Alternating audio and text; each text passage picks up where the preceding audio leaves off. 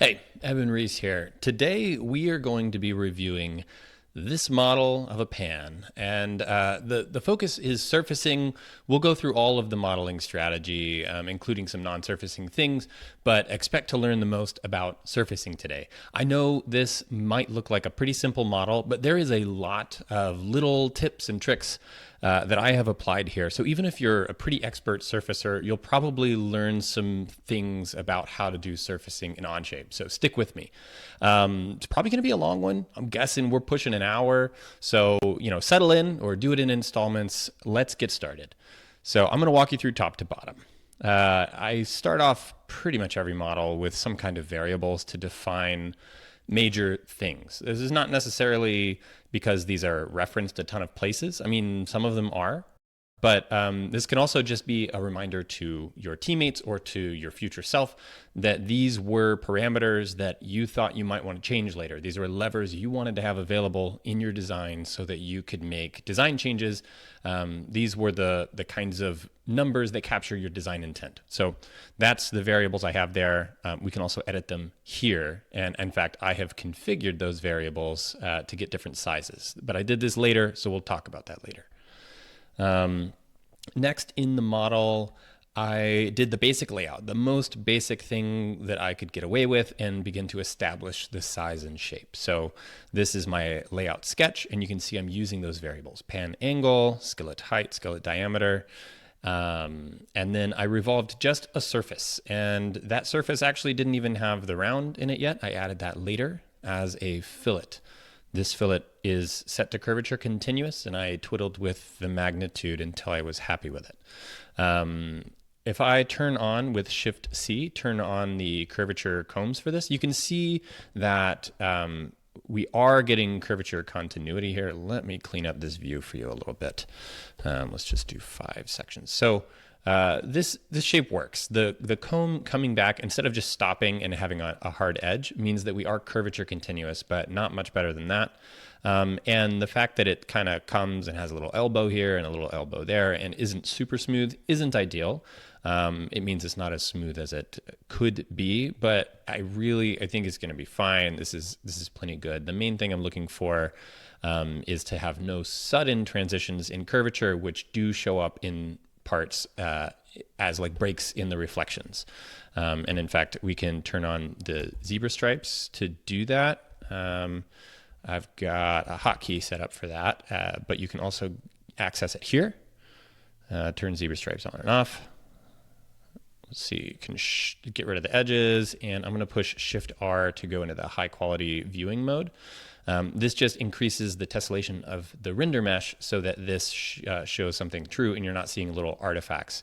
And what I'm looking for is the way that this curve kind of flows gently across that. And if I were to edit this fillet, which is amazing that I can do that with this view turned on, and turn this back to distance, which just means a tangent, you can see now that the reflections are sharp and jagged. So that's the reason why I used a curvature continuous fillet. It is aesthetic. Right, turning that off. Next, I established a plane that represents the handle. And I did that as a mate connector instead of a plane. I find myself using mate connectors more and more, and I just released a couple of videos about that. So I'll put a card up on the screen for you to go look at those. If you're not sure what a mate connector is, they can do a lot of really incredible stuff. So in this case, I referenced just that vertical edge of my layout sketch and made sure that I positioned it exactly the way that I wanted. In this case, the red axis here matches the red of the world axis. But if for some reason, I wanted the up, so to speak, of this sketch to be a different angle, I could rotate this so that vertical constraints would follow this green axis and horizontal will follow the red axis.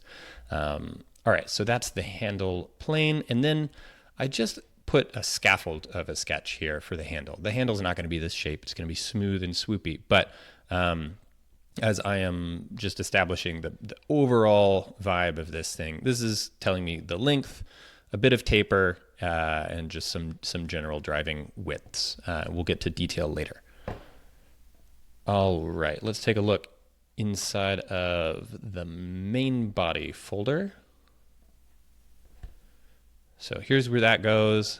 And there's a ton of ways to do what I did. And depending on how far ahead I had planned, I could have potentially reduced this number down by revolving a solid here instead of a surface. But I thought that I might want to use a surface, and it's not too big a deal to do what I did here. So you can see I established another variable, and that shows up here. I don't have a ton in this model, but the ones that I do have are ones that I might want to change late in the design process, and I want to reference them. So like if I sent this out to a vendor and they said, oh, 7 millimeters is too thick, it's not going to cool fast enough or whatever, then I can drop it really easily. And I know that because I've put that as design intent in the model, that it'll update. It can be a very quick change, and I can turn that edit around really fast. Okay, so I thickened that surface. And because it's thickened, everything comes off of that in a normal direction. So this line is perpendicular to that line and normal to this face, which I didn't want. I want this to be flat across. So I used, let's see, that's what this split 2 did here. I just used that handle plane mate connector as the thing to split with and did not keep both sides, and it just cuts it away, gets rid of it. If I had referenced the conical face, this face, a bunch, then that would break downstream references, because internally to Onshape, this face and that face have different IDs. And so that would mean that it doesn't think it's the same face anymore. If that had mattered, I would have used replace face instead, which will maintain the IDs. But in my case, it doesn't matter because that face existed from here to there and there's nothing referencing it, so it doesn't matter. And then this replace face was just used to get rid of these edges that showed up. I replaced them all with the right plane so that when I mirror this, it will be smooth and clean. May or may not have been strictly necessary, but I like to clean things like that up as I go. It makes downstream things more predictable. All right, next we're creating a pour lip on this pan. And I'll be honest, I gave the pan a bit of thought, but not nearly as much thought and design process as I would if I were designing this for real production instead of a demo practice model. But the thought here was that it might be interesting to have a pan that you could pour liquids off of the front by lifting the handle, which is just a much more mechanically advantageous position. I don't have a large cantilevered load out in front of me that I'm trying to like twist, which is how my cast iron is at home. It has a spout here and it's very hard to get it to pour out of that spout. Sometimes I would much rather lift and pour out of the end. So I thought I would model it that way. Not sure yet whether or not that is an actual good idea. But let's talk about the surfacing. So I'll walk you through how I got this. It looks pretty simple, but there is some interesting stuff going on. First of all, I just drew this sketch to create that the amount that it extends out. I knew that I wanted it to come back and at least be tangent here. And because the difference in the radii is so small that while it is mathematically, technically tangent, the change in curvature is very slight. And I don't think it's going to be noticeable once this thing has like a texture and is polished or whatever. I don't think it's going to really be noticeable, the transition. This is actually, right here is an elliptical arc. That is here.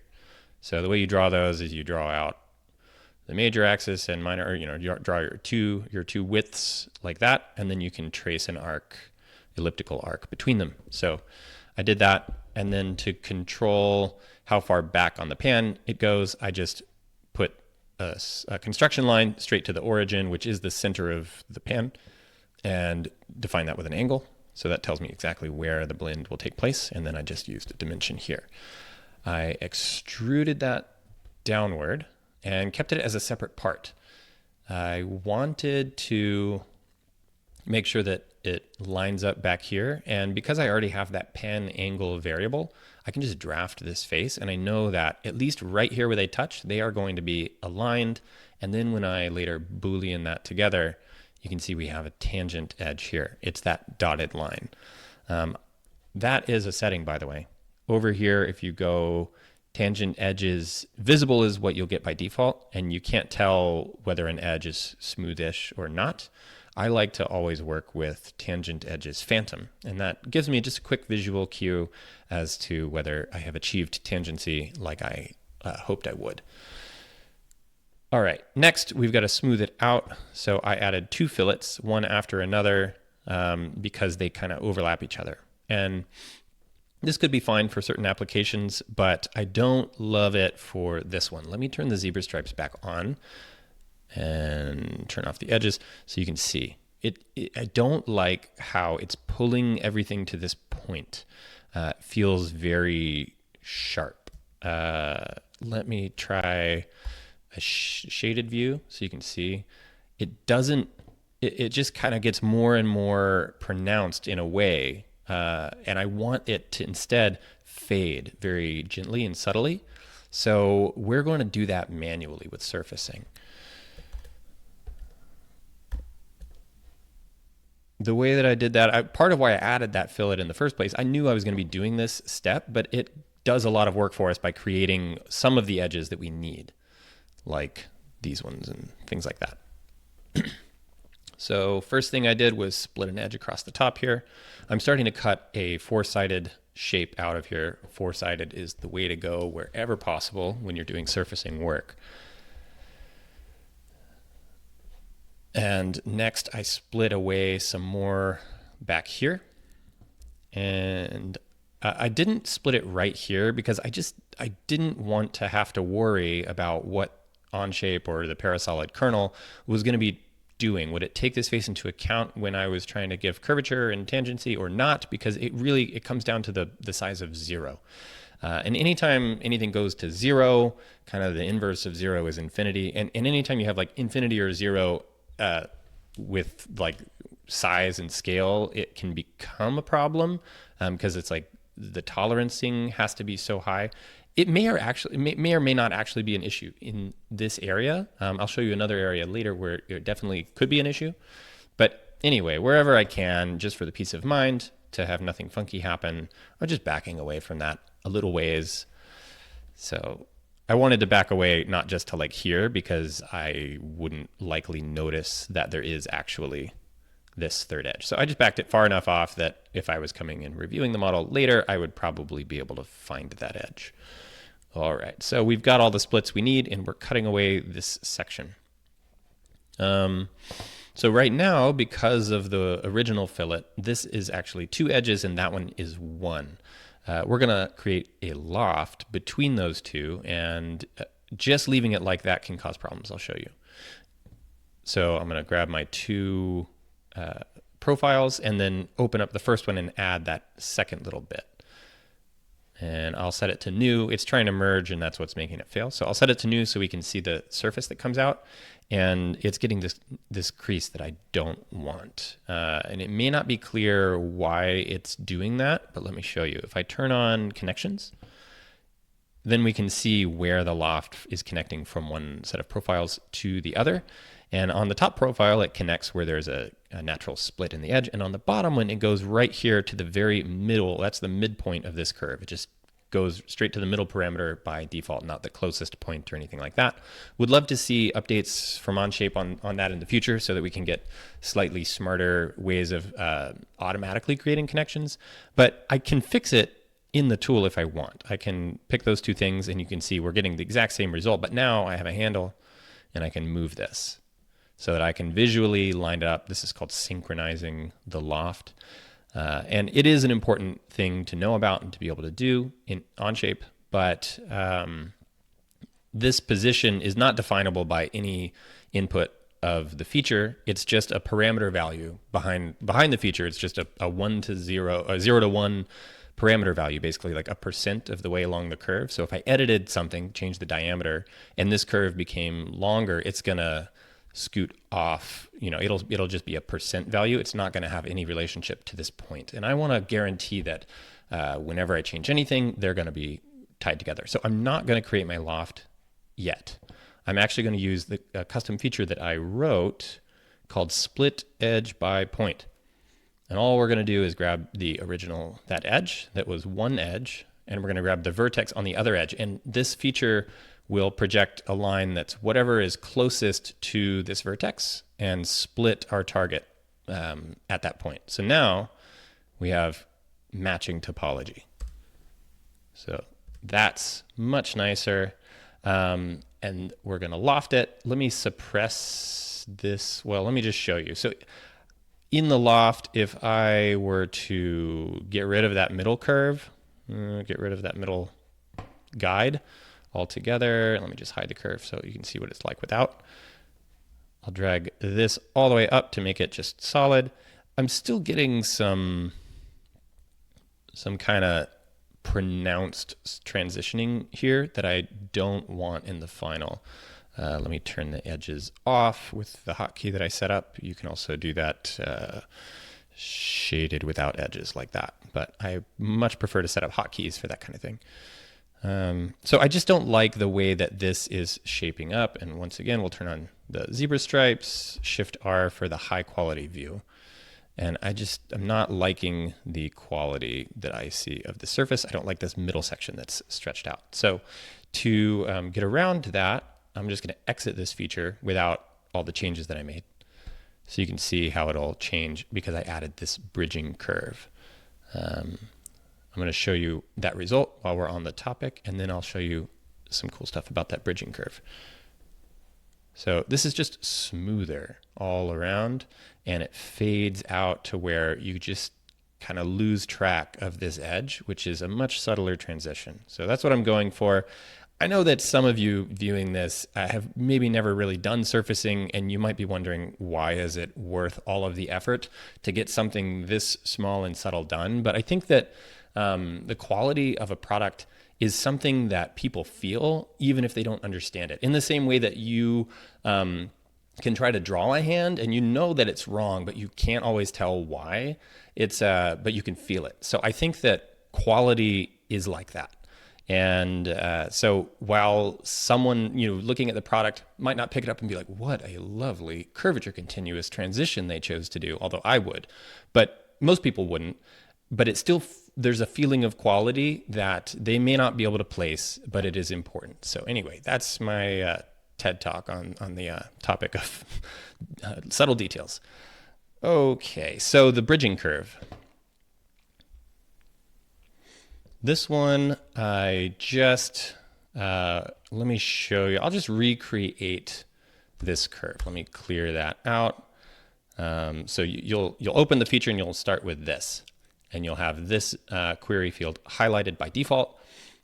I love the way they set up bridging curve. This one takes 2 selections and 2 selections max. That's it. And the great thing about having a maximum in here is that it auto advances to the next one when you have reached the maximum. So that means that I can lightning quick go this edge and that face, this edge and that face, and boom, I've got a curve. The first selection is going to be what drives where this curve starts. And the second selection, this face, is going to be our curvature reference.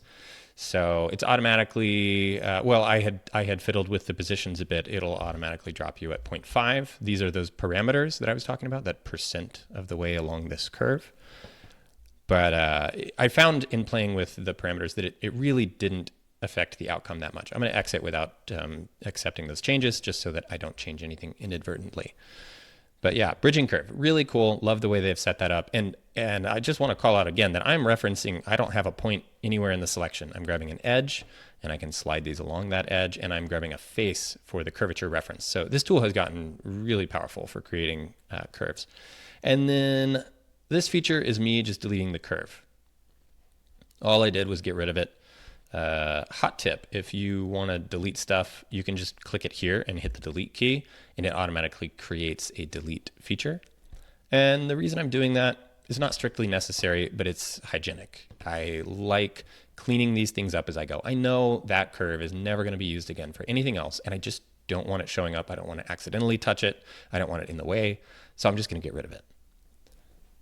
And lastly, just another curvature continuous fillet to soften the inside edge. Nothing fancy. Okay, now we're going to make the handle. Let me collapse that. We're going to open this and roll here. So I started with some sketches. This is the general vibe of what I made in order to create my surfaces. But let's go through and talk about these sketches. There is some interesting stuff going on. So this is the top profile, and I am hanging a lot of the references on this handle sketch that I created earlier in the design. So these points are coincident with that, and here.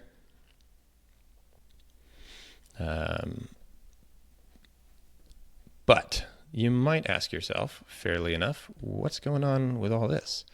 And that is just helper geometry to help me create a really clean and well flowing Bezier curve. The Bezier tool is up here, Bezier, and the general wisdom with these is that you want to have kind of a nice flow of points, like they should all fall roughly on a smooth curve. It shouldn't be wobbly and zigzaggy. And also that the distances between them should have their own kind of flow. You don't want to have like a big gap and then 3 small gaps and then a really big gap. You want to have that change kind of happen subtly like this. So that's an example where the distance between the points and the points themselves kind of flow in a way that makes sense. So I am using this graph to drive the distances between the points. I've just set up a horizontal line, an arbitrary width that I think is roughly square, just so I can visualize. I dropped a regular old spline, this kind, which is just a 2-point spline that has handles. I'm using that to create this curve. And then I'm making all of these edges and using that so that the lengths of these edges transitions gradually in a way that I can control visually really easily. So this is set to equal to that. This is equal to that. This is equal to that, and so on. And let me turn on the curvature comb so we can play with this. Shift C to do that. And look at that. So this comb is telling us a few things. It's telling us that the curve is basically planar down here for all intents and purposes. It's not mathematically planar, but visually should be planar. And that the curviest part is out here because that's where it sticks out the most. So that comes back to there. That's kind of, if this had a corner, that would be it. And then last, it's showing us that this thing is nearly going to be G3 flow continuous once we mirror it. And what's showing me that is that this comb is coming and then it kind of curves back and hits the midplane perpendicular. It's just visual, not mathematical. But again, visual actually matters more than mathematical. You can have something that is mathematically curvature continuous but doesn't look great, and then you can have something like this that's not mathematically, well, it is mathematically curvature, but this one is even higher than that, and it'll be close enough to really look smooth when we're done.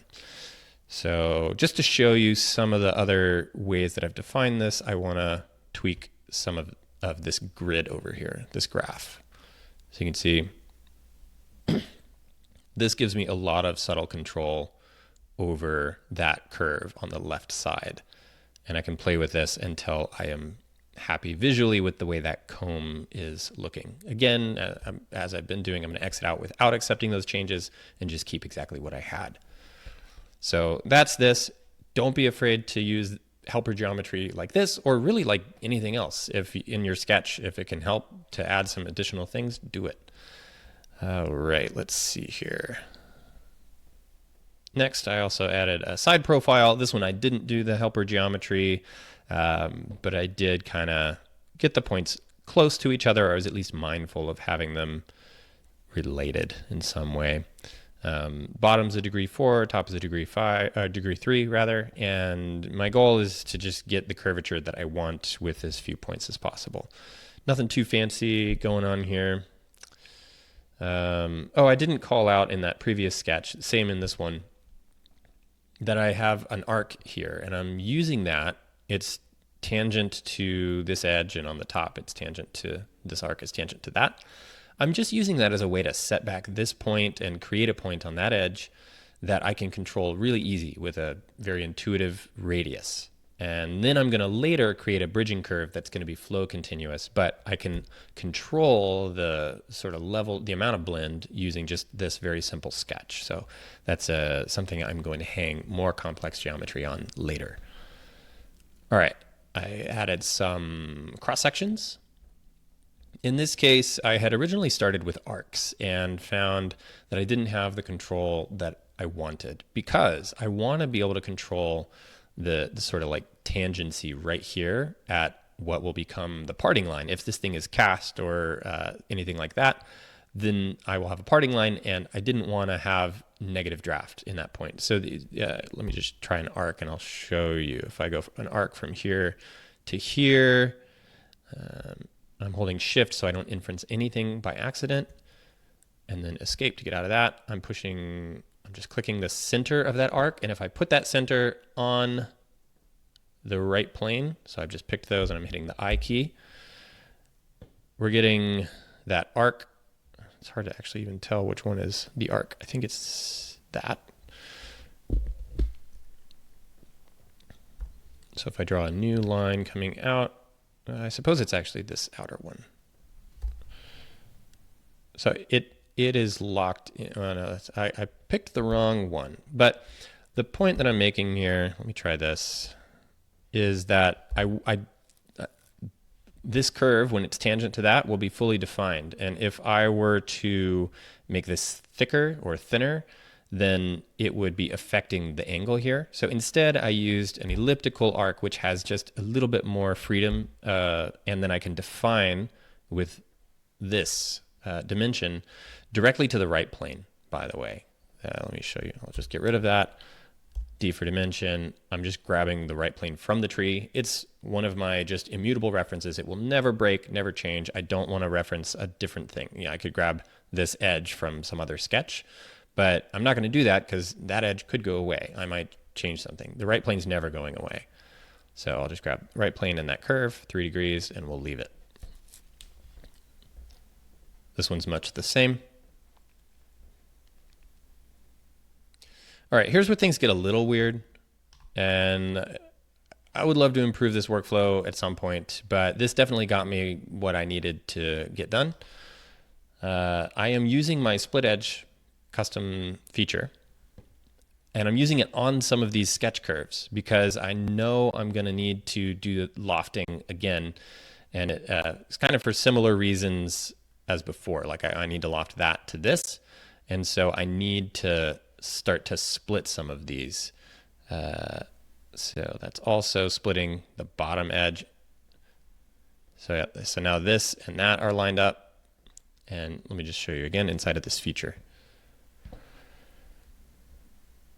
Oh, in fact, I didn't grab that point. I just grabbed one of the points from this section sketch. And the thing that is weird about this is now that curve is part of this feature and not the original sketch. And in fact, if I hide and show this sketch, that curve's gone. I don't love that. I would love to work on that, but I'm not going to right now. Just got to remember that that's what's happened. And the other odd thing that's now happened is that this is no longer thought of as a sketch, and so it doesn't have an implicit direction. So if I come and hit extrude, normally it would go ahead and make a surface for me, but this one's going to say cannot compute extrude direction because it doesn't have an implied one from the sketch.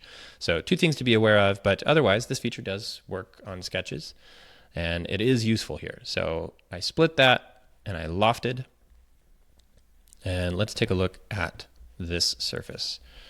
Hide that and that. All right.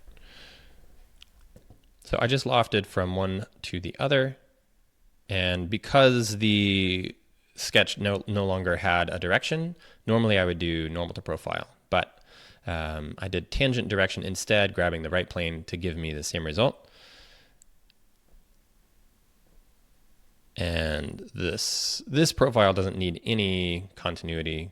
It doesn't need any guidance.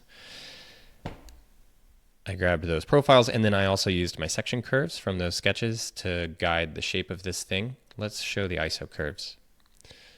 So here's another area where things start to go to 0/infinity. Right here at this point, all surfaces that are untrimmed, NURBS surfaces, are four-sided.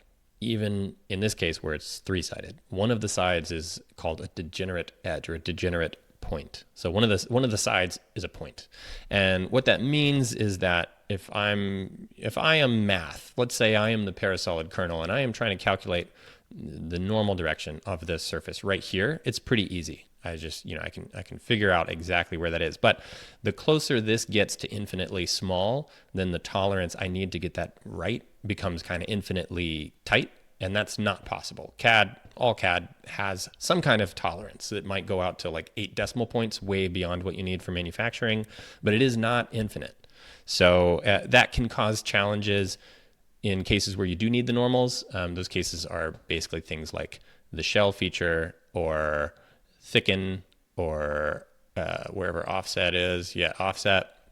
Those all are basically doing similar math under the hood, and it can cause problems. It can cause failures. It can cause wacky wrinkled surfaces, things like that. In this case, I know I'm not doing that downstream, and it's happening on a fairly big, smooth area, not a very small, like narrow dome. So I'm not worried about it, but I am aware of it, and it is worth being aware of, because if things start to go sideways on the model, then that's probably one of the first things you want to start diagnosing. Okay. Same thing on the top. I don't think there's anything new to show. Now I'm beginning to blend the handle into the body. I created this curve on the front plane. I extruded it as a surface because if I could just grab the curve and use the split feature, but if I do that, it will also split. I'm splitting this face, and it will split it on both sides. So I don't want to split on the front, so I'm extruding it instead. One extra little step.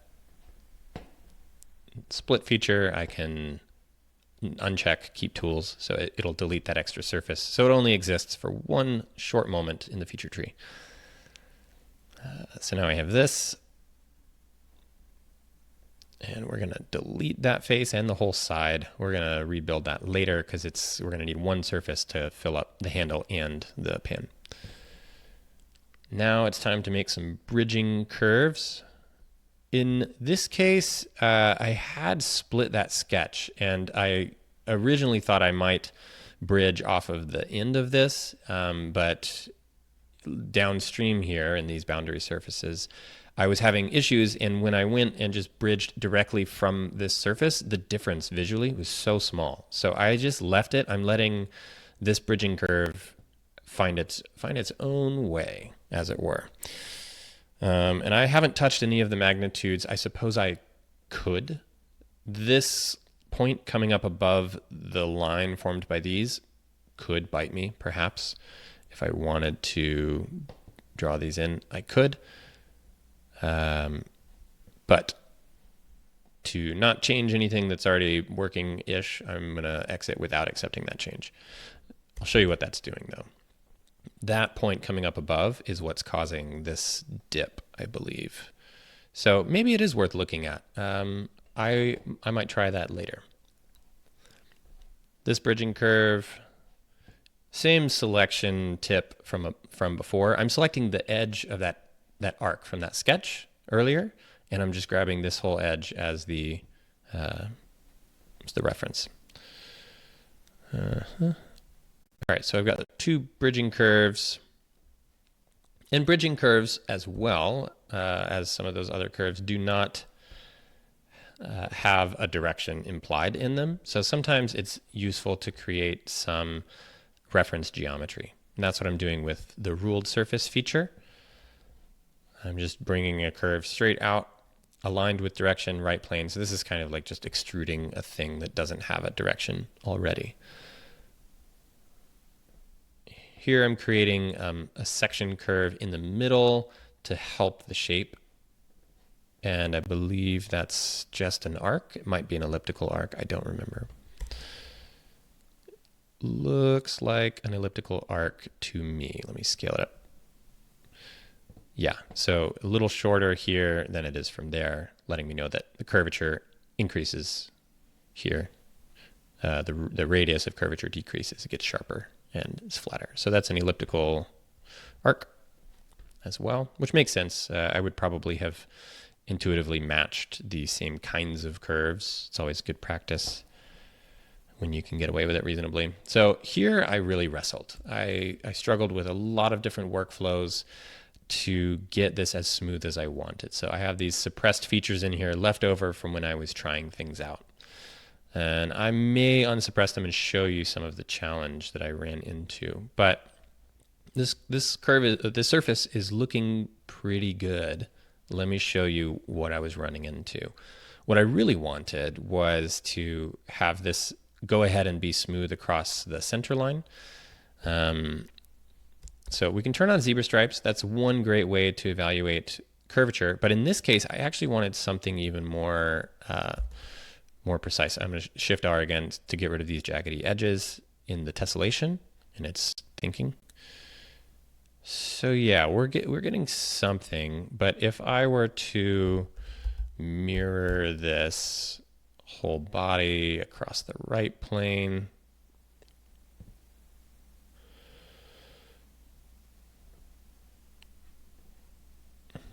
I'm just going to merge it so that we have a nice line across and we can see the stripes at what the transition is. Right now, I actually these aren't lining up because I don't have any continuity there. And I'll show you what happens if I try to get that continuity. Oh, actually I do. So I have that ruled surface edge and I'm getting tangency. And you don't need curvature when you're going across the midline. Tangency is fine because when you mirror it, the other object coming in has the same curvature. So it will be curvature continuous even if you only specify like normal, normal direction or tangency because you're mirroring it anyway. So the other object will obviously have the same curvature at the same point.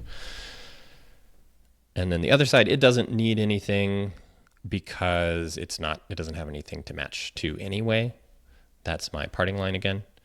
And then I did tangency here and tangency there. Now, ideally, all of the input curves ought to be even higher than curvature continuous. They should be flow continuous, G3.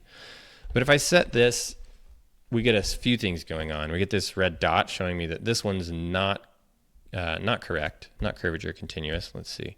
I can Shift C to show the curvature combs for this feature, and I'm seeing a few things that are disheartening. One of them is that right here along that edge, I'm getting these spikes in curvature, which lets me know that there's some kind of very small perturbance, some small wrinkle going on right there at that edge. And then if I turn off those curves and come and look, I can check extend across face to get a little preview of this next face, the curvature of that. And I'll crank these way up. We can see a little bit of the problem. So yeah, it is not actually matching curvature. It's just positional here. Or actually, no, that's tangent, excuse me. If you saw like a little slice where this one stops and has like a V all the way back and then this one comes up, that means they're positional. So there is tangency. It's very close to curvature continuous, but still not super smooth. And let's take a look at another curvature evaluation tool. That one's available, curvature color map, or I have a hotkey for it as well because I use it when I'm doing surfacing work. So this one takes a little second because it has to go and fetch a tessellation mesh. And let's just complete the feature and see what we're looking at. So one thing that I'm noticing again, that weirdness happening right here. This is like high curvature, and it's kind of, because this area is so wonky, it's throwing the rest of this pan to being almost all the same color, because by comparison to this area it is. This is like by scale only. So let me hit undo, and it'll undo the changes I made to that feature. Keep your eye on this model.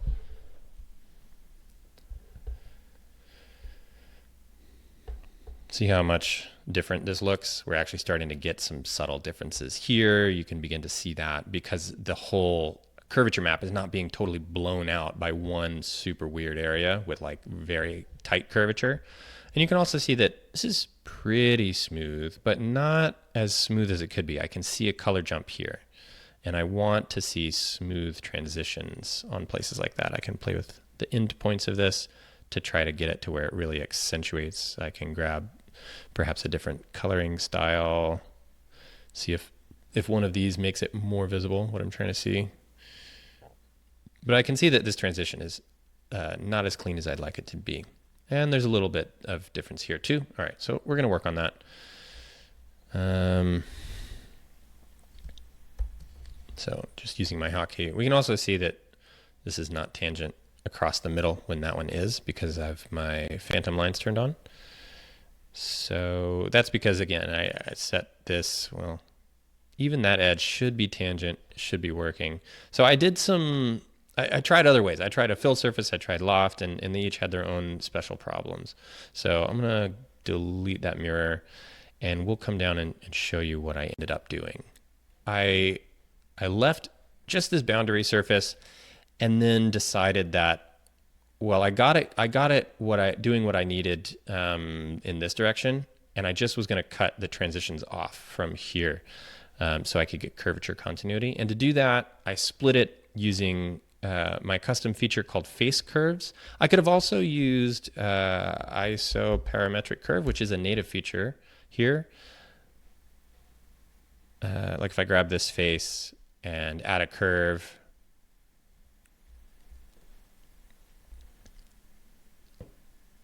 you can see we're getting a curve that is one of the UV curves of this surface.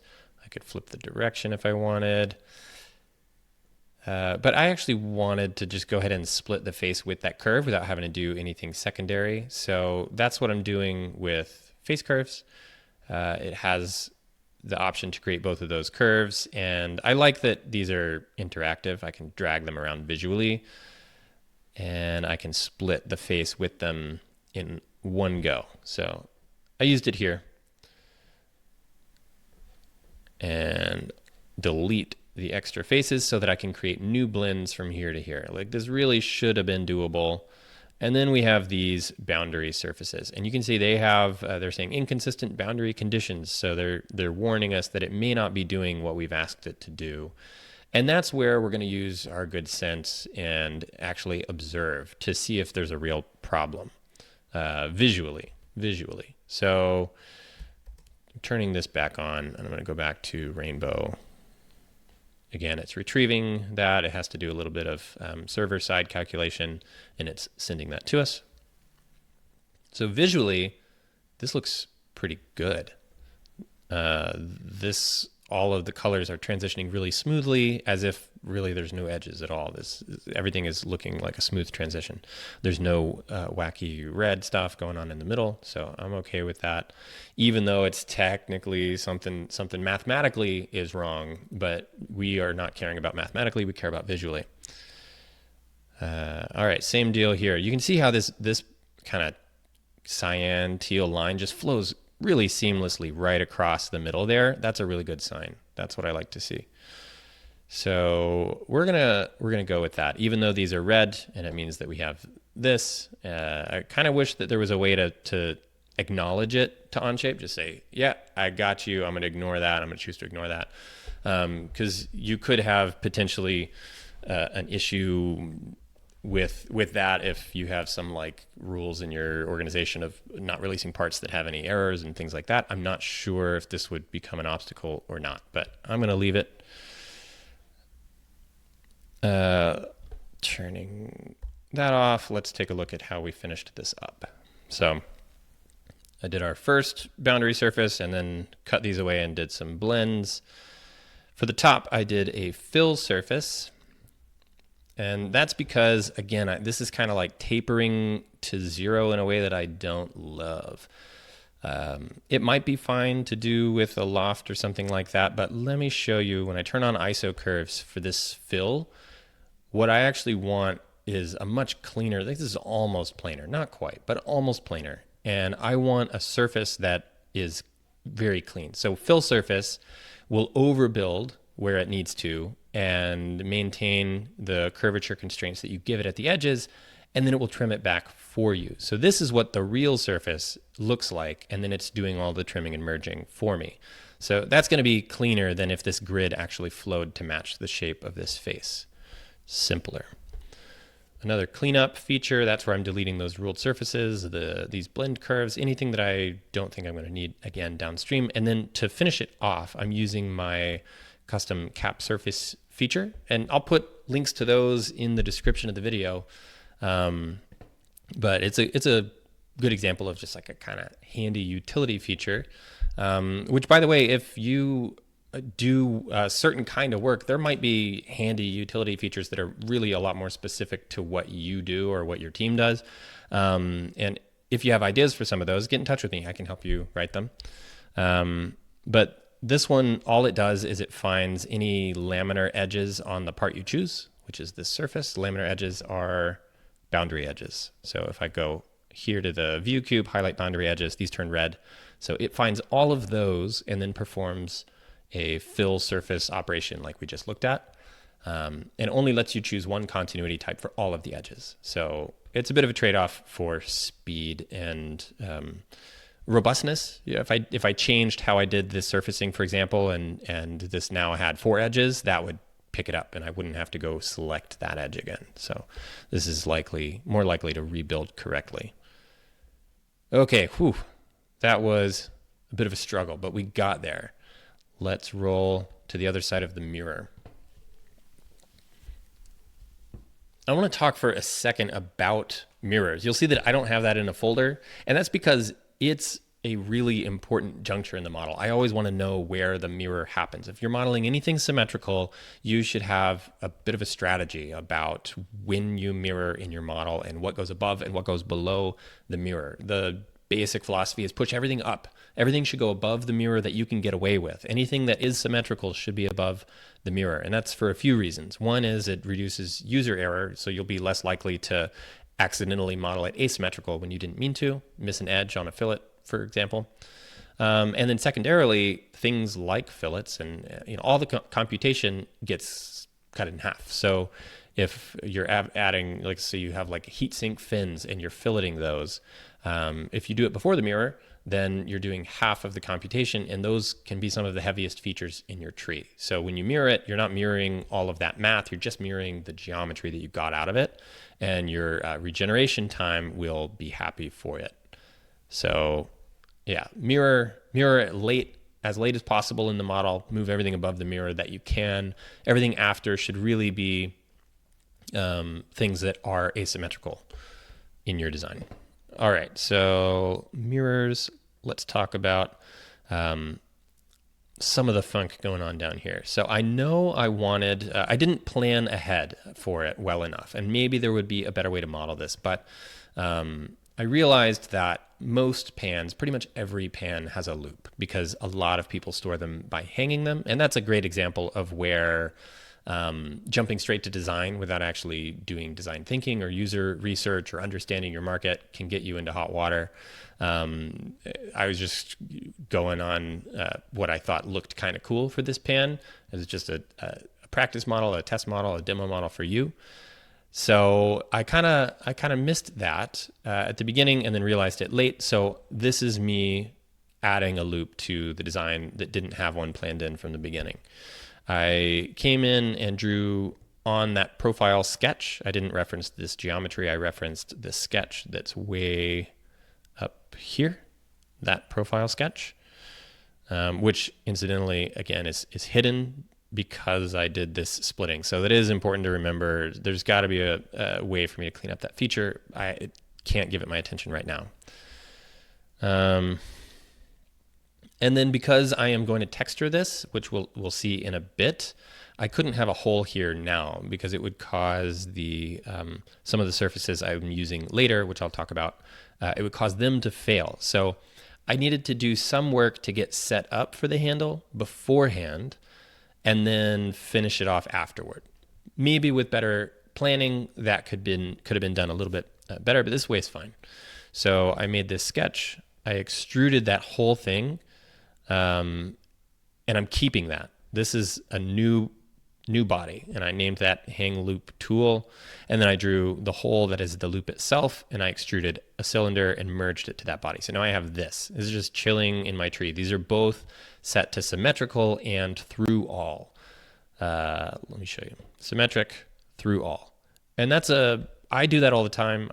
Even when I could just type a number, I could type 50 and I know it's not going to intersect. I just put that in there because that is my real intent. This should never have a case where it doesn't go through everything. So even though it looks a little silly in here right now, I find it better to just set the settings as you intend, even if changes happen. All right, now we're gonna get rid of that and texture this handle. To texture this handle, I'm going to be using a number of custom features, and I'll just kind of try to explain the planning that goes into it from the beginning. So the feature I'm working toward is my custom feature called Attractor Pattern. And what that feature does is takes a face and uses the grid of that face, just like we were talking about earlier. So if I have a grid like this, that's probably too many curves. This has a grid, and therefore I can define positions on this grid. Like here might be 0, 0, that might be 0, 1. It's like just like a 2D grid, but this is the UV space instead of XY space. So anyway, I have a grid, and my pattern will follow whatever the grid is. And that means I need a grid that is going to cover all of these faces where I want the pattern to show up.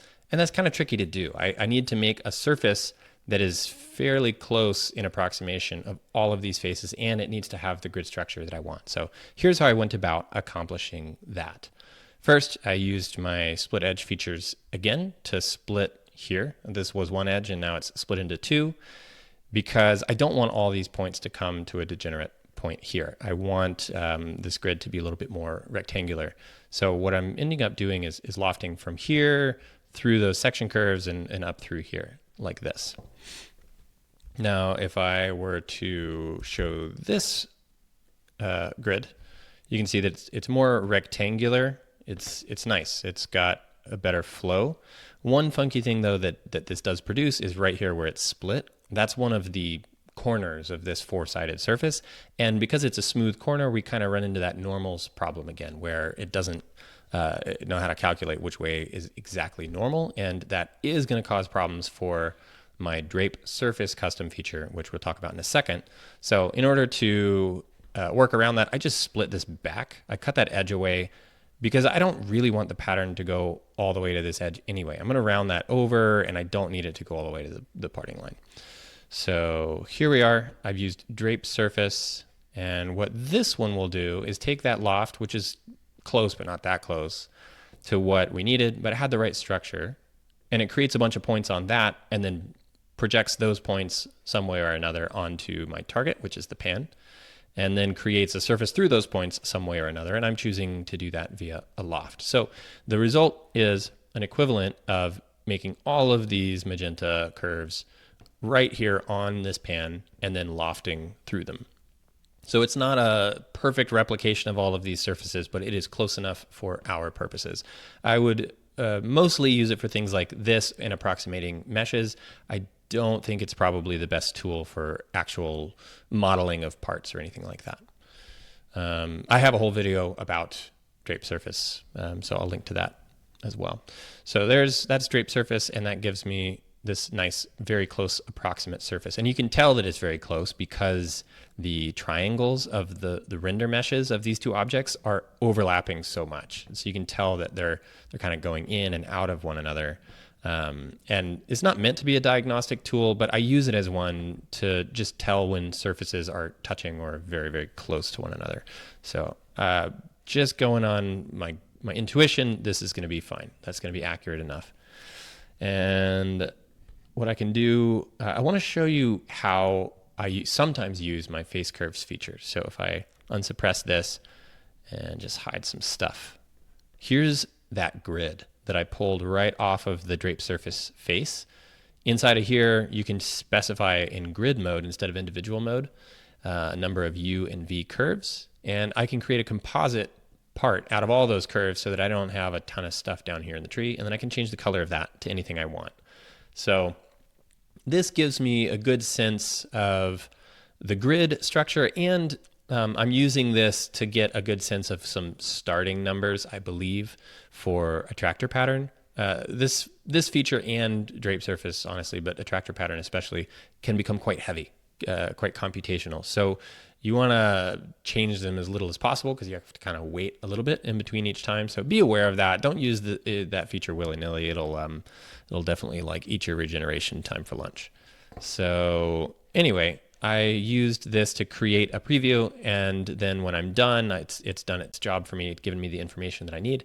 I suppress it because it's really just a diagnostic for me. It's not doing anything for my model, so I don't want it bogging down the regeneration time. And then lastly, before we do the patterning, I need to accommodate for the hang loop. This is, again, a bit of a Band-Aid. So I used this body to split that surface. Excuse me, that's here. I did a Boolean with an offset, and that splits this surface. And then I used a split, again, similar to how we split up here, to cut that edge back a little ways and make it flat. And I used another split to lop off the front here where it might have looped around, where I didn't want anything happening. So that gives us this as the input for the attractor pattern. And then we need one more input, and that's a teeny tiny little ball. That's this over here. I'm going to push W to draw a window and zoom in. I used my custom sphere feature. You don't have to do that, but I like it because it's interactive, and if you uncheck uniform, then you can make Skittles and things like that. You don't have to, but it's quick. Like if I go Option C, sphere, enter, I have a sphere. It just drops it right on the origin. So I have some primitives for cubes and spheres and cones and things like that I find myself using fairly often, but it's just a convenience. You can do all the same stuff pretty easily with sketches and revolves. I made it 1 millimeter because the math's easy. So if I multiply it by 5 in this feature, it'll be 5 millimeters. So it just gives me a good reference point. So now we've got all the inputs we need to pattern our pan. Let's roll to here, and I'll show you the result first so you can see where we're headed, and then I'll show you just a little bit of the inside of this feature. So here is the pattern that we're getting. We're getting all of these dimples that follow that grid that we specified, and the sizes of them are varying so that they get really small and fade out toward the edges, and they get more pronounced in the middle. Using my hotkey, I'll turn off shading so you can see that. And I really like the way that this turned out. I think it looks really nice. It's a subtle way to add texture. There's a lot of other ways to add textures to products, and that are just not quite as subtle. And so kind of back to my earlier discussion of little details, I think this one can really elevate the feeling of quality. Okay, so now that I've got that on there, let's take a look at what I did. The drape surface, after all these trims and things, is my base surface. That's my grid. The input bodies are a little ball. The attractors are all of the edges of that surface, and I'll show you a little tip here. If I get rid of all of these and I want to pick all these edges, I don't want to have to like zoom in and make sure I don't miss any and anything like that. And I can't box select because you can actually use anything as an attractor. It could be a solid, it could be a surface, it could be a sketch, anything. So one quick way to do it is I right-click, select, create selection, edges. Loop chain connected. I know that was a lot of steps, but you get used to it and it's pretty quick. Then I can click this face and it'll pick all of the edges that are connected to that face. And in fact, if I had like multiple faces and I grabbed all of them, it would grab only the outer boundary and not any of the internal edges. It's pretty neat. All right, so that's that. I'm going to exit without accepting just in case I did anything different. And then last is a cleanup step, again, where I'm deleting any of the input surfaces and the little input sphere geometry and anything else that don't need anymore. And now we're going to finish up the hang loop. To do that, I just Boolean subtracted that kind of goofy looking X-shaped surface, body that we made. And then created this blend that's nice and curvature continuous. Let me show you how I did that. I wanted a nice, clean surface that passed through, and I knew that using the fillet tool actually is a really good way to go. So if I go to here and go fillet, I can do a full round fillet, and it's a a really robust feature, the way that it's put together. You don't have to have things that are all like equal width all the way across. So I can grab first side face. I'm going to use the tilde key to open the select other dialog and click that face through the model. And then the face to round is this. And these auto advance because you can only pick, well, I guess you can pick multiples of the faces to round, but these are 1 and 1, so you can just advance right through. And that does a good job of making a fillet. Let me just show you like this.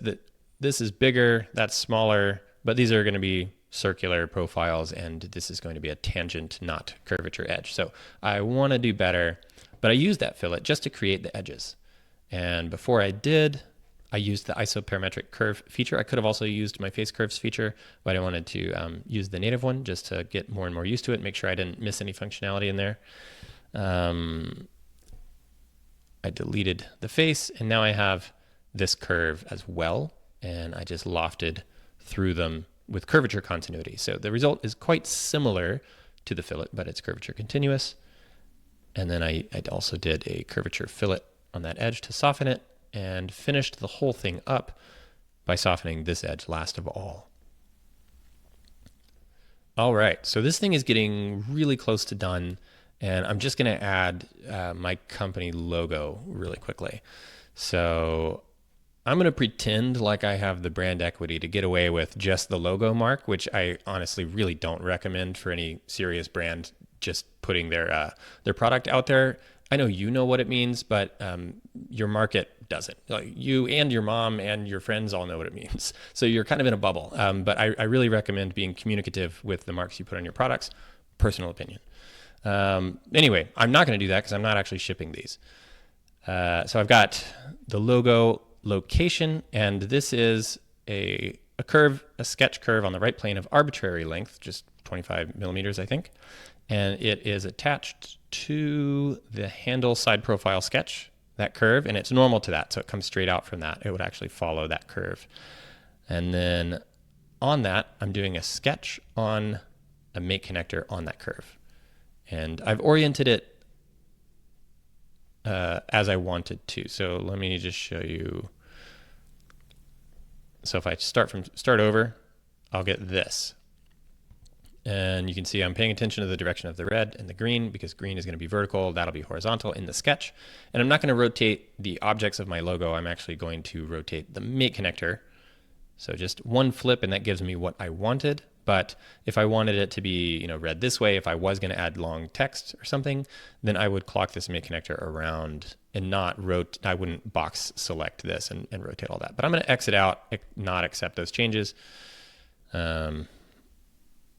To go back to the way it was. So I've got my logo here. This was a DXF that is just brought in, and I placed it right there. There are other more robust ways to add logos, like if you have things you're adding all the time, and I hope to make a video about how to do that for your whole company at some point. But for now, I'm just going to bring in a DXF. All right, a variable driving the depth of the logo, an extrude up to part with that depth, flip that direction to get it to go in, remove. So that's how I'm cutting into the part. And that's better than just going a set distance because these are all slightly crowned surfaces. They're not planar. And so I wanted these surfaces to be a real true offset of that, not flat. Now here I'm going to be rounding this thing off. And I'm using my selection fillet custom feature to make the selections a little bit more robust. I wanted to prepare for some eventual future where I want to change the logo. So if I bring a different DXF in, I don't want to have to go pick all those edges again. I want it to just do it based on logic. So here's how this feature works in a nutshell. You can add selections and then you can stack them together and combine them using various logic. So in this case, I'm picking all edges on the entire pan. If I get rid of this, you can see, or actually all edges that were made by this extrude feature. So that's all of those. But if I try and fillet that, it'll fail because it's not deep enough to accommodate. And I wanted to do some drafting and things later anyway. So the thing I just deleted was I found all the edges on the entire body. Let me get rid of this one instead and say add. all the edges on the whole body that are pointed up, pointed in the direction of the top plane, which already is only the logo, but kind of back to what I was saying earlier, I am thinking with design intent here, and I don't want to risk somebody adding something later that actually would meet those criteria. I want to make sure I limit it to only edges of the logo. So instead, I have all the edges formed by the extrude intersected with, so it must meet both criteria. It needs to point in the normal direction of point up, basically, and it needs to be part of this extrude feature. That's what this is saying. And then I can unpause the preview, and you'll see we're getting fillets on all those edges. And the great thing about that is if I were to change this sketch or add to it, these edges also were gotten from that. So it's very flexible in the way that that works. Okay, next I'm going to draft these.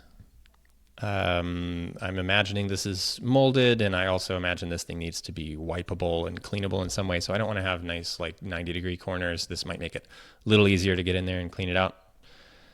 And I'm using another selection fillet. This time I'm just getting all the edges that were made by the first one, which is just going to give me all those like border edges. So that'll work. And I've got a logo on there. Okay. Now we're getting into not modeling. I'm not changing the shape anymore, but we are going to talk a bit about metadata and variants, configurations of this design. So that's what I'm doing here at the end. And you can see I've already got configs set up here. So let's take a look at, roll it to the end, and I'll show you what those do. So I've got some features in here that are doing the coloring and are naming this pan according to all of these configuration inputs. One input I want to call out right now is actually just this simplified mode. It just suppresses all the heavy features that I have in this texturing area, just gets rid of all that stuff. And in fact, I can add these to it as well, because that's causing, I configured that before I added these anyway. So I could fix that if I care. But it just lightens the model while I'm working on it. And then when I turn that back off, you'll see the regeneration time gets way up higher than it was before. It flashed through that because it was already cached, but if it had to truly do all the regeneration, we should expect to wait longer than 8.5 seconds, because this is just the regeneration of the features, and it has to do any other server-side stuff has to pass us a render mesh and all that. So anyway, I've simplified, and I set that to be not, I excluded it from properties using this menu, this include. This used to say exclude, and that's what this symbol means here and here. So this won't affect my bill of materials, for example, if I put in the simplified version. All right, I am also configuring the color, and you can do that here in the configured properties, as you can with the name as well. I could come in here and appearance. But the issue is I've got two inputs. I've got color and appearance, and I don't want to have to configure every permutation. So if I have 3 options here and 3 options here, that's 9 options. But imagine if I had 2 more inputs, then that's times 3 again, so it'd be 27 options suddenly. And imagine instead of 3 inside of each of these, it was 20 or 30. You can quickly get into a number of permutations that's like in the thousands, and we don't want to have to deal with that over here. I would love to see updates to Onshape in this area where you don't have to configure each permutation for the properties. But a workaround is to use feature script. So I have 2 of my custom features here. One is color, part color. And this does a few things for us. One is it lets us configure, which is already the point. There's also some other color input methods. If you're used to like hue, saturation, and luminance, and it has that. I also have a whole set of palettes here. So I can choose various woods if you're working with a lot of lumber. They're not going to be super accurate, but it'll be better than trying to pick them from like the color picker. Gray, same with metals. I tried to just name certain colors to match certain metals. So anyway, I'm going to get out of that. I just used a hexadecimal as the input. And what I did was right click anything and add appearance to the face, and then actually just used this color picker to find a hexadecimal value and then copy and paste that in. And then I can configure that. So that is how that is working within all of these. The main color is configured, and then I chose a similar value to be my secondary color, which is this feature, and I configured that as well. So if I grab, instead I go rainforest, I just named them something I thought sounded good. Then we get this, or ivory. We're getting kind of this off-white and a whiter white for the secondary color. So I just found color pairings I thought were good. If you had company-wide colors, you can set that up in a variable studio, and you can place hexadecimal values here and reference those across your entire company using this custom feature. So yes, we will delete. It was warning us that because I created that variable studio, it automatically inserted it into everything, and that when I got rid of it, it was probably going to break something, but it didn't realize that I, in fact, had not used it at all. So didn't break anything. All right, and then I have this part name feature, and this also helps with the configured properties permutation problem that I was talking about. So I'm going to say how many segments this name is going to be. And this feature is a little bit dated. At the time that I made it, there wasn't a good way to convert a string field to an expression. What I mean is, like, I couldn't call variables. So I added this string expression flip. So I can do math here. I can say like 5 plus 7 or something, and it will be 12. And here is just a string. I can type anything. Now you can right click and convert to expression and convert to text. So this is obsolete. We don't need that anymore, but I haven't gotten around to updating the feature. You can pick the number of segments here. And the reason that it's a drop-down that's kind of limited instead of just adding and adding and adding is when you have those little array fields and you keep adding and adding, those are not configurable. And that's a huge part of the point here. So I've got a separator that's going to be these in the name, and then pan is going to be on all of them, and a string for the size will be next, and then a string for the color will be after that. And those are both configured in their respective places. So the size is configured here, color's name is configured there, and that's what's naming the part here. And if I added to these configurations, it would be easy to update. All right, that's a wrap. We have made it through a really long and detailed review of this one pan. So if you would like to see what I might say about your models, and take some of this knowledge and learning that I've gained through over 9 years of working in Onshape now, and many more years of working in SolidWorks and other 3D software before that.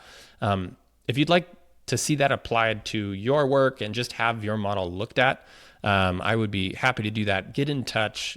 Link to my website is in the description. And as are all of the links to the custom features that I used here, and a link to where you can view this model and go and dissect it for yourself. If you saw me do something in a way that you would have done differently, I'd love to hear about that too in the comments. Let me know. All right. Thank you so much for sticking with me through that whole thing. Appreciate it.